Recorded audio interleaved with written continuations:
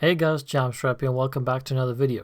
And in this one I'm going to be going over all the reasons why you should start an orc army, or maybe why you shouldn't start an orc army. So yeah, let's get straight into that.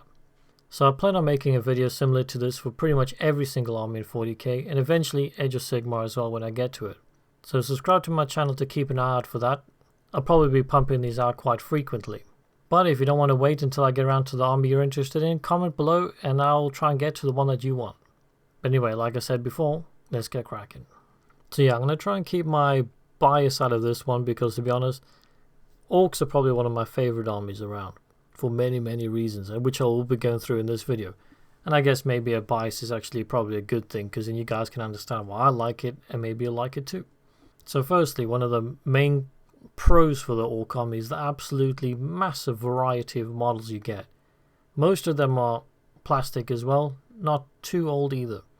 You obviously do have a couple of duds in there, some like resin models and some stuff that's just should have been discontinued a long time ago. Yes, we're talking about the Death Copter. So yeah, like I should have probably stated before, this video is basically going to be going through the aesthetics, the lore, the playstyle. Nothing too tactical, so if you're looking at trying to win and all that kind of stuff, this is probably not the video for you. But if you just want something super cool, you want to know how they play, how to collect them and all that kind of stuff, then carry on watching. So firstly I'll start going over the aesthetics, so the look of the model, the painting and all that kind of stuff. So obviously as you can see the orcs are ramshackle, but I'm sure at this point, if you are interested in orcs, you probably have looked at these before anyway. But yeah, very ramshackle, so I feel like there's a lot of stuff to paint, but at the same time it's extremely forgiving because I mean, look at this thing.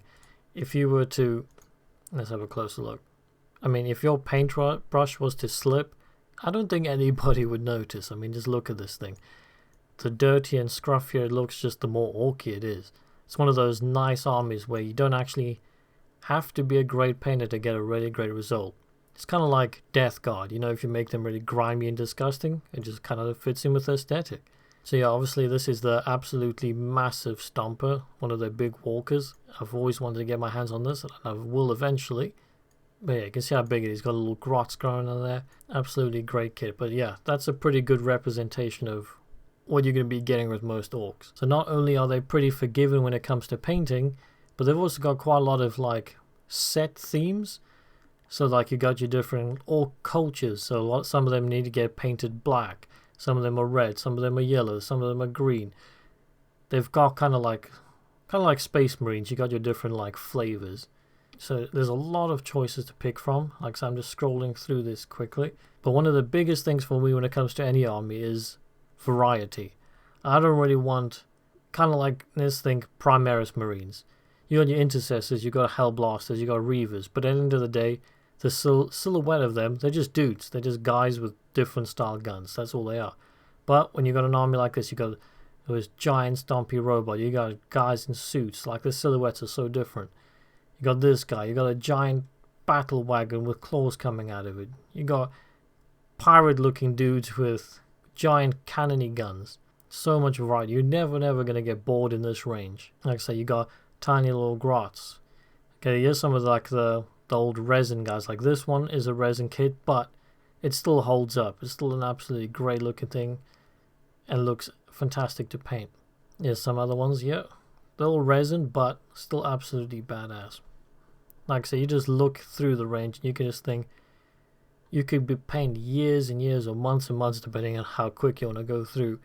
You just never get bored if this is your style of army. So if you want loads of characterful different units, you got like guys like a fly around, guys with giant guns. I mean, the Orc Knob kit, let's have a closer look at that one.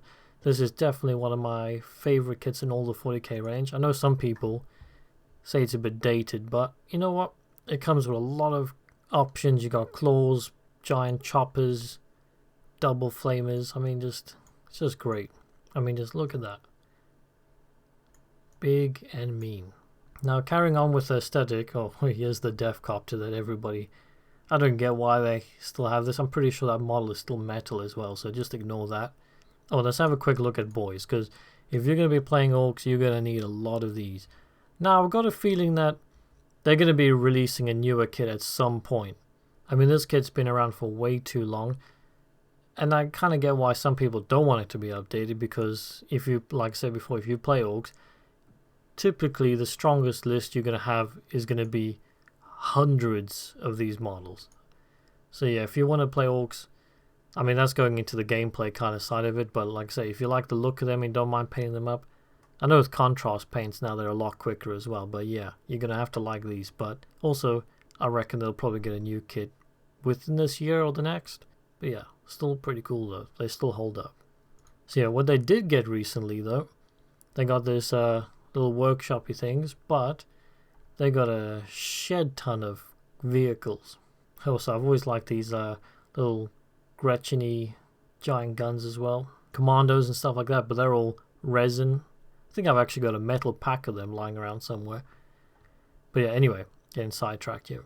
So yeah, when they got released last year, when they did October, they got a lot of vehicles. I mean, look at this. I'll open them up for you guys. You've got your Death Killer War Trike. Hopefully this isn't screen alright. Yeah, I mean, this is, you basically got your war bus on a giant hot rod. Which brings me to another point of ORKS as well when it comes to aesthetics. I feel like they're not for everyone. I think everybody kind of likes them, but not everybody wants to collect them, because, to be honest, they're not the most realistic faction. I mean, it's a science fantasy kind of setting, but especially with the new vehicles, they are kind of cartoonish. I mean, look at this. He's got like flaming skulls, and that, I don't even know what that's. I know it's supposed to be kind of like a squig mouth, but it kind of looks like a pumpkin. But I mean, if you don't mind that kind of stuff, the kind of silliness of it all, then it's still cool. You know, like, anyway, so you get this war boss riding a trike. I mean, with a little jet engine on the back. I mean, it doesn't get much cooler than that. And little grots fueling it up there. I've actually got this kit, but I haven't built it up yet. But yeah, that's absolutely amazing. Great kit. Another one there, like I said, he's going to that cartoonish kind of thing where they've got the whole Mad Max Fury Road there strapped to the front with a little mouth grill.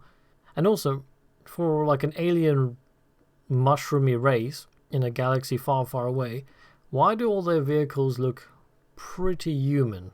Like, I think ORKS are probably the most human race out of all 40k when it comes to like vehicles and stuff anyway. I mean, just look at that thing. Yeah, this is something you've seen like in Destruction Derby, I don't know how you say it.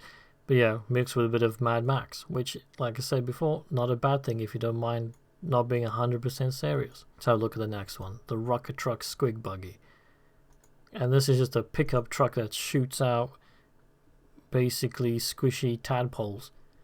So, I mean, yeah, it's pretty cool as well. Then you got your little Formula 1 racing car, and another hot roddy kind of style with a giant cannon on the top. Man, I gotta get some of these cars. There's gonna be a lot of fun to paint. And yeah, another kind of, what was it, like those salt, what is it called? The salt field thingies where they did the racing. I can't remember what it's called now, but yeah, kind of reminds me of that. Old school racing cars. So back to the start, you got some of your dreadnoughty kind of walker guys. Tiny versions with the grass, then obviously more armored up dudes, and you get a whole selection of sweet ass airplanes. Now, of course, you also get a pretty good star collecting box. I mean, you get a Dread Day, you get some boys, you get some Orc Knobs, you get a Pain Boy. You could probably buy this box like 2-3 times, and you'd probably still get some good usage out of everything in there. And last but not least, when it comes to the actual look of the models, recently you've got, where is he? This bad boy's been released. And he's absolutely massive. Now that's Gazgul. He's kind of the big boss leader of the Orcs. So yeah, going through all that, basically, if you like kind of silly, crazy paint jobs, loads of character models, also a lot of great kit bashing opportunities as well. You can do absolutely anything. You can take tanks from other, like you take Space Marine tanks and turn them into trucks. You can do whatever you want. You can just absolutely rampage your way through every single army and kits and all that kind of stuff and just do whatever you want. As long as you're kit bashing orky bits to it and it looks orky, I'm sure most people will be fine with that. So yeah, if that's the kind of thing you're into, then it's definitely the army for you. Now when it comes to the lore and I kind of put lore and playstyle together because they kind of match up on this one. So basically, orcs are the giant fungusy warrior race in space. So basically, think you're like typical fantasy orcs but in space, and they play exactly the way you would think. They just swamp your enemies in numbers. So they're not the greatest like marksmen, the greatest warriors everywhere, but when they don't make up in quality, they definitely make up in quantity. Normally, the best playstyle for this is having like hundreds of your standard troop boys. Where are they now? But anyway, yeah. So you want loads of boys. Now, if you want to go elite, you can go. I'm actually personally planning on making kind of an orc knobs, mega knob squad, because I just want to do it for fun and I don't feel like painting all those orc boys, and not until they at least release a newer kit, so I don't want to invest in that right now. But yeah, if you want to go for like narrative and just going for cool stuff, then just do whatever you want. But when it comes to winning and the general playstyle, you're going to need a lot of bodies on the table. Even if you go elite, you're probably still going to have a lot more bodies on the table than any other, not any other army, like obviously like Tyranids and all that kind of stuff. But yeah, it's definitely quantity over quality. Like I say, for me personally, as a person that loves building, kit bashing and painting a bit more than playing, orcs are just a great army for me. They're one of my favorites, and definitely in my like top 3, just because of all the kit bashing and crazy paint jobs I want to be doing to them, and the larger variety of models. I know I'm never going to get bored.